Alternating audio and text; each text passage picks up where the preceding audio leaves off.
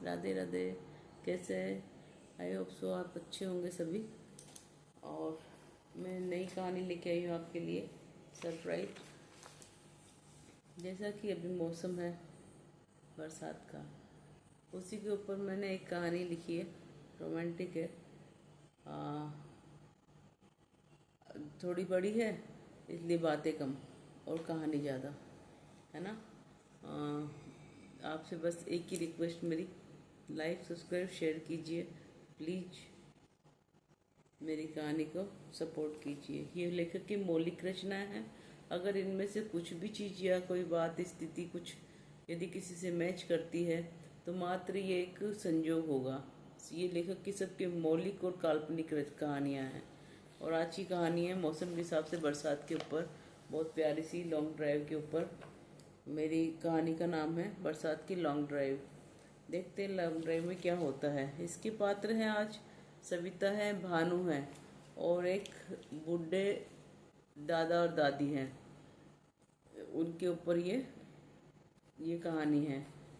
देखिए long drive पे। आप मेरी कहानियाँ सुनते सुनते थोड़ा सा चेंज मूड, मैंने सोचा मौसम के हिसाब से कर लिया जाए आप लोगों के लिए। तो चलिए, ज़्यादा टाइम वेस्ट नहीं। लॉन्ग ड्राइव, बरसात की लॉन्ग ड्राइव। सविता अपने मंगेतर के साथ लॉन्ग ड्राइव पर आई थी। 15 दिन बाद उन दोनों का गठबंधन होने वाला था। भानु के मन में अजीब सी हलचल थी। वो सविता के साथ आज बैचलर कपल की तरह रहना चाहता था। सविता बरसात के बहाना बनाकर जाना चाह रही थी, जैसा कि लड़कियों की आदत होती है। उसको कुछ कुछ नीयत में खोट नजर आ रहा था। लड़कियों का सिक्स सेंस वैसे भी ज़्यादा हो जाता है। उसका दिल धड़क रहा था। बहुत अनुनय विनय के बाद सविता मान गई। भानु के साथ रहने के भानु के साथ रास्ते में पड़ने वाली एक छोटी सी थड़ी पर वो चाय पीने को तैयार हो गई। देखिए आगे क्या होता है। वैसे भी बरसात की रिमझिम हो रही थी। सॉरी। इतने में गाड़ी में उतरते हुए भानु ने सविता का दुपट्टा झटके से खींच लिया। सविता एकदम हड़बड़ा गई।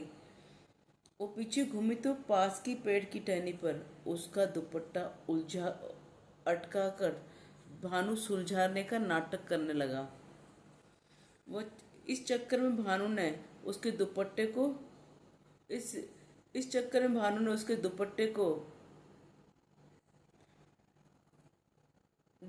के बहाने उसको कहाँ कहाँ से छू लिया था। सविता सब समझ रही थी। उसका दुपट्टा झाड़ियों में अटक गया था, जिसको वो सुलझाने का नाटक करने लगा। चाय पीकर सविता उठने को हुई तो उसने अपनी जुल्फे संवारते हुए इतरा कर चलने लगी। इतने में उसका हाथ अपने कानों पर गया। एकदम वो चिल्लाई, हाय, मेरे कानों का झुमका कहाँ चला गया? अभी तो पहन ही रखा था। अरे मैं तो मर गई, अब क्या जवाब दूंगी। झट से झट से दौड़ती वो भीगी हुई सड़क पर दौड़ पड़ी और वहां पर उसका जहाँ पर उसका दुपट्टा अटका था, वो वहां पर उसको बड़ा पूरा ध्यान सड़क के ऊपर लगा हुआ था। भानु से गाड़ी की हेडलाइट को बार बार तेज करने के लिए बोल रही थी। जहाँ से कभी वो सड़क पर झुककर और कभी बैठकर, और उसने पूरी अपनी अब पूरी सड़क छान मारी थी जहाँ पर उसका दुपट्टा अटका था। और लड़कियों के लिए तो बहुत ज़्यादा कानों की चीज़ें खोती है तो फिर टेंशन हो जाती है। इसी बीच में रिमझिम फुहारें तेज हो गई और सविता को ध्यान ही नहीं था कि वो पूरी भीग गई है।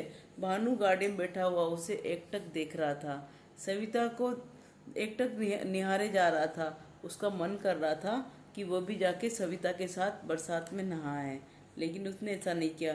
सविता के बदन पे फिसलती बूंदे के साथ साथ भानु की नजरें भी सविता के पर प्रेम से फिसल रही थी। वो उसको सहज वो उसके सहज स्वभाव को और हड़बड़ाहट को बड़े ध्यान से देख रहा था, जो लड़कियां शादी से पहले नहीं दिखाती है।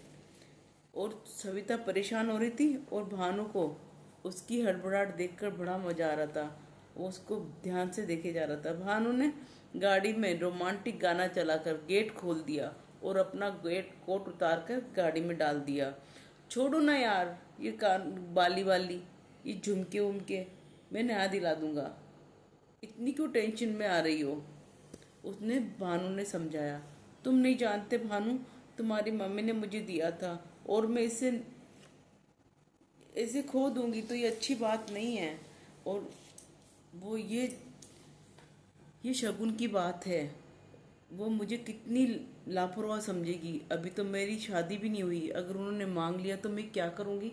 और वास्तव में ये टेंशन की बात थी। वो मासूम हो, वो मायूस हो गई। भानु ने कहा, यार अभी तो मैं तुम्हारे साथ हूँ, कम से कम अभी तो मेरे लिए सोच लो, माँ के लिए बाद में सोचना। और इतनी छोटी चीज के लिए मेरी माँ तुमसे कुछ भी नहीं कहने वाली, चलो खड़ी हो जाओ। और भानु ने उसको पकड़ के खड़ा कर दिया। और और भानु ने दोनों हाथ फैलाकर बरसात का आनंद लेने लगा। सविता के भी कमर में हाथ डालकर वो डांस करने लगा। सविता बोली, मिस्टर इतना रोमांटिक होने की जरूरत नहीं है, सब दिख रहा है, मुझे टेंशन हो रही है और तुम्हें मजा आ रहा है और तुम्हें रोमांच सूझ रहा है। सविता ने झूठी मूठी उसको डांट डांट डांट लगाकर कहा, लेकिन सच्ची में उसको तनाव हो रहा था कि मेरा झुमका कहाँ चला गया। भानु ने उसे उसके होठों पर उंगली रख दी और गहरी आंखों में निहारते हुए बोला, आज की बरसात तुम्हारे और मेरी जिंदगी में फिर लौट कर नहीं आएगी।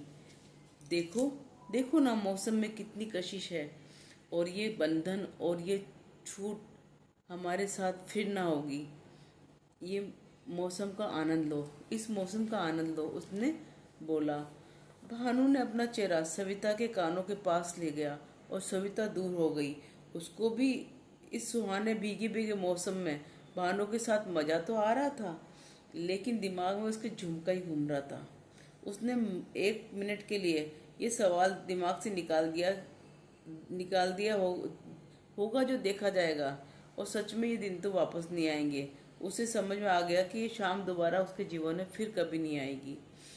भानु सविता को खींचकर वापस पास लाया, उसे पकड़कर आंखें बंद करने के लिए कहा। वो घबरा गई, एकटक उसकी आंखों में झांकने लगी, जैसे पूछ रही हो क्या चाहते हो। वो मुस्कुरा दिया। उसके हाथ को घुमाकर उसने आंखें बंद पर रख दिया। सविता की सविता की सांसें और घबराहट से तेज तेज चलने लगी। उसने गाल पर एक चुम्बन कर दिया और कानों में झुमका पहना दिया और आंखों से हाथ हटा दिया। सविता की हालत अजीब सी थी। वो गुस्सा करे, शर्माए या हैरान हो या खुशी जाहिर करे, आखिरकार सविता ने खुशी के साथ बनावटी गुस्सा दिखाते हुए कहा, तुम्हारे पास मेरा झुमका रखा था और फिर तुमने मुझे परेशान क्यों किया। अच्छा, ये तुम्हारे पास कैसे आया। सविता ने दोनों हाथ से भानु की ठुकाई कर दी और गुस्सा दिखाने लगी, मुझे भिगो दिया, देखो मैं कितनी गीली हो गई, खुद भी भीग गए। भानु बोला, अच्छा, हर एक चीज का हिसाब। अच्छा, उसकी पिटाई करी ना उसने, सविता ने। तो भानु ने उसको बोला, अच्छा, हर चीज का हिसाब लूंगा, जितनी दादागिरी करना चाहती हो ना कर लो। एक तो तुम्हें झुमका ढूंढ कर दिया और ऊपर से मुझ पर गुस्सा दिखा रही हो, और अब तुम्हें झुमका अगर तुम्हें झुमका पहले देखो, अगर मैं तुम्हें झुमका पहले दे देता तो फिर तुम एक तोते की तरह फिर वही रट लगाती। मुझे जाना है, मुझे पैकिंग करनी है, मुझे तैयारी करनी है, और जिसके लिए तैयारी करनी है उसकी तो परवाह ही नहीं है। भानु ने बड़े स्टाइल से उसको कहा। उन दोनों को की नोकझोंक सुनकर चाय बनाने वाली दादी भी हंसने लगी और बोली, अरे बहुत अच्छा आदमी मिला है तुझको, तो देख तेरे कितने नखरे उठाता है, मजे कर ले, अभी तो बाद में सब परिवार के हिसाब से चलना पड़ेगा। वो दादी भी है ना, उसके मजे ले रही थी। दोनों एक दूसरे की तरफ देखकर हंस पड़े। दादी दादी इतनी देर से देख रही थी, उनकी उनकी सारी बातें सुननी जा रही थी। वो अब सविता अब सविता सचमुच में निश्चित हो गई, और वो दोनों हाथ फैलाकर भानु के साथ बरसात में नाचने लगी। दोनों हाथ फैलाकर और बरसात में नाचने लगे। दोनों दोनों मस्ती करने लगे। बरसात भी जैसे जैसे उनके साथ मचलने लगी। बिजली कड़की, सविता भानु से चिपक गई। भानु ने आकाश की तरफ देखकर उसे प्यार से थैंक यू कहा और सविता को कस के पकड़ लिया। वैसे ही चिपके चिपके ही वापस चाय की दुकान पर पहुंच गए और भानु ने चाय का एक और ऑर्डर किया। भानु शरारत कर से उसके बदन पर हाथ फेरा और होठे पर जीभ घुमाकर उसे फ्लाइंग किश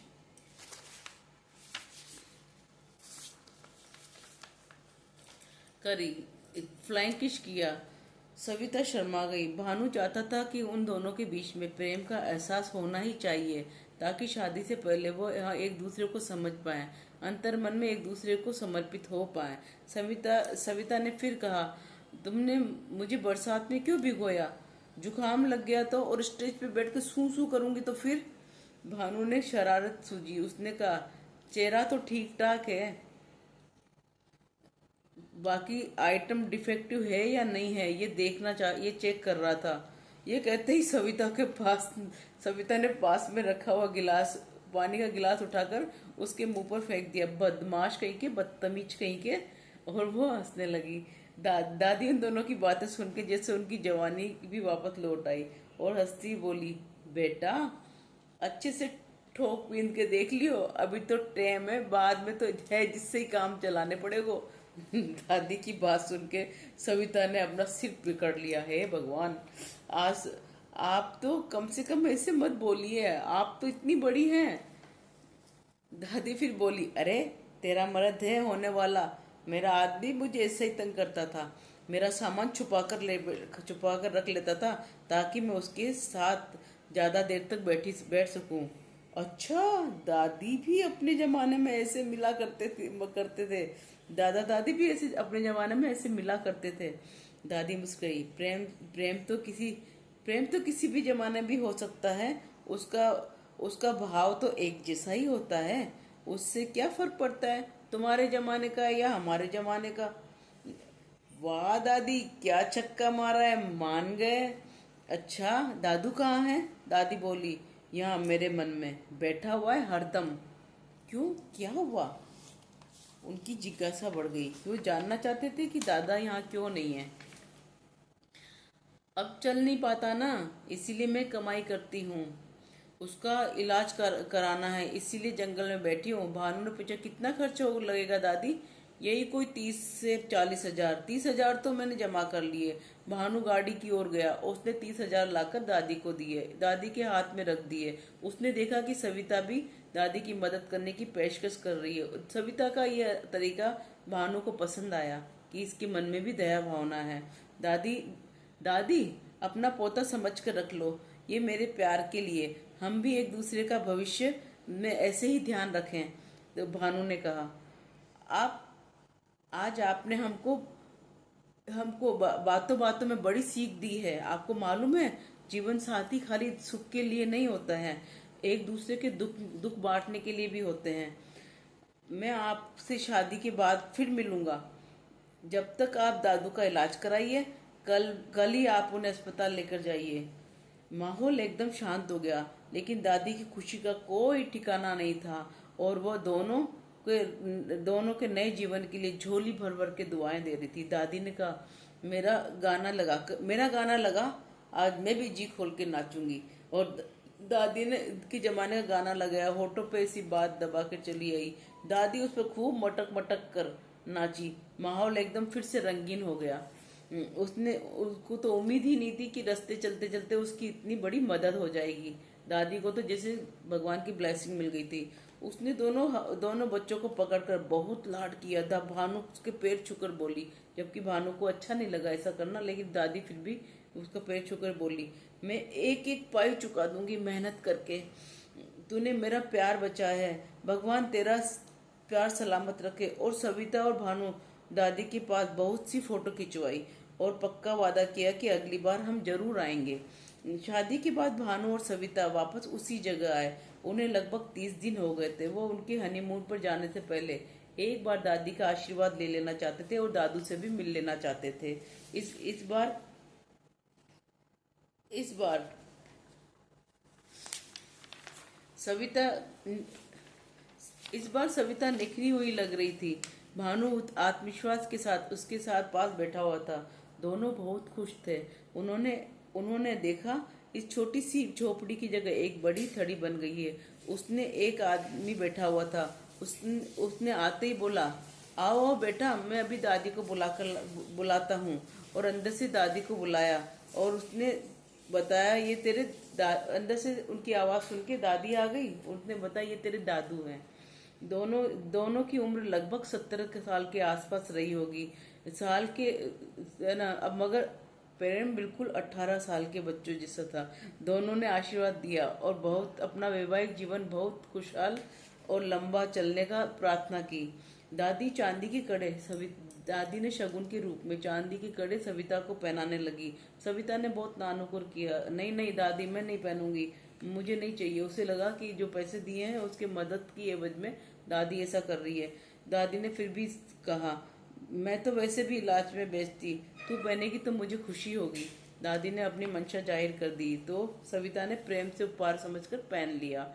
दादू ने खड़ा होकर भानु को दिखाया। पाँव ऊपर कुछ पट्टियां बंधी हुई थी मगर अब घाव भर चुके थे।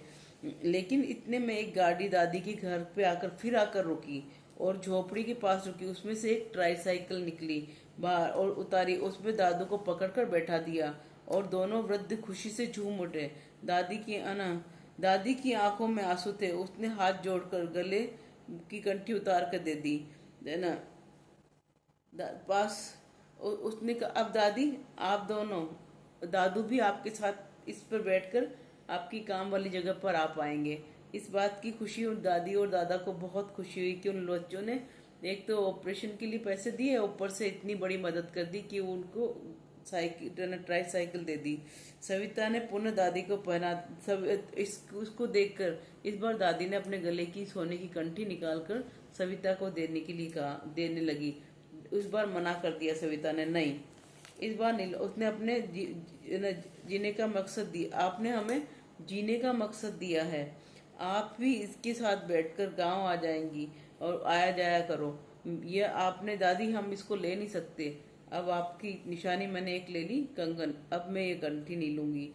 आपने जो हमें सबसे बड़ी सीख दी है जीवन में जीने के लिए, वो सीख मेरी जिंदगी भर काम में आएगी, सविता ने कहा। दादी ने कहा, दादी बोली। दादी सविता की बातें सुन रही थी और उस दिन की बातें भी याद कर रही थी। दादी ने कहा, तेरा पीस तो अच्छा है ना, बढ़िया निकला है ना, डिफेक्ट तो नहीं है ना।